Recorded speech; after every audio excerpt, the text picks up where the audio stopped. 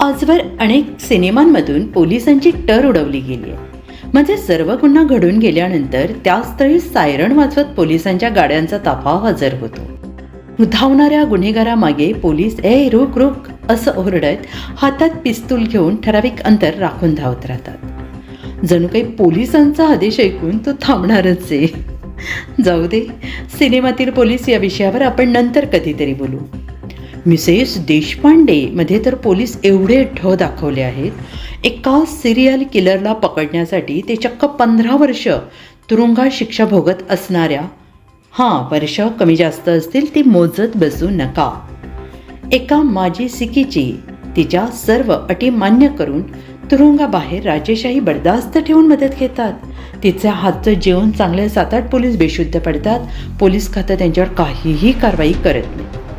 या सिनेमाने आपल्या जगप्रसिद्ध मुंबई पोलिसांना भन्नाट आयडिया दिली आहे. यापुढे चोर, दरोडेखोर, खुनी, बलात्कारी इत्यादी सर्व गुन्हेगारांना पकडण्यासाठी त्या विषयातील तज्ज्ञ, माजी तुरुंगवासी गुन्हेगारांचा वापर करता येईल. पोलीस भरतीसाठी त्या थकवणाऱ्या परीक्षा पण द्यायला नकोत आणि यादी जाहीर होण्याची वाट पाहायला नको. माधुरी पोलीस कमिशनरला पहिल्यापासूनच अरुण म्हणते, म्हणजे हे त्याचंच नाव असतं. पण मला वाटतं की हा सस्पेन्स थ्रिलर आहे की काय. मी त्या दृष्टीने विचार करायला लागते. कमिशनर सिक्कीच्या वर्गात असेल का? बालमित्र आधीचे खून दोघांनी मिळून केले असतील का? की आत्ताचा खून अरुण माधुरीच्या मार्गदर्शनाखाली करतो आहे? तो तिचा नवरा आहे की काय? या दोघांचं काही लफडं आहे का? किती किती विचार, बापरे. सिरियल किलर अरुण म्हणाल्यानंतर अरुण दचकला नाही, एवढी मी दचकले. सिक्की अरुण का म्हणते हा सस्पेन्स शेवटपर्यंत कायम ठेवला आहे. त्यासाठी दुसरा सीझन काढायचा कदाचित बेत असेल. सिक्की माधुरी दीक्षित हे शेवटपर्यंत विसरत नाही.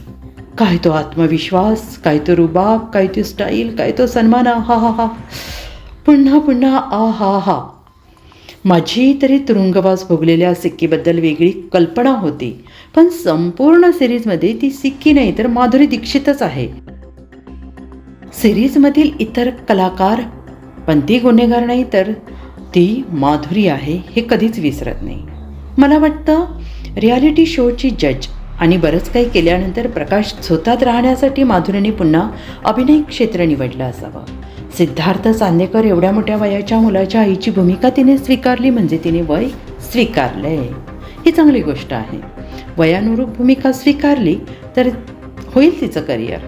पण यासाठी तिला आधुनिक ब्युटी ट्रीटमेंट्स बंद कराव्या लागतील आणि वहिदा रेहमानसारखं नैसर्गिक म्हातारं होत जावं लागेल.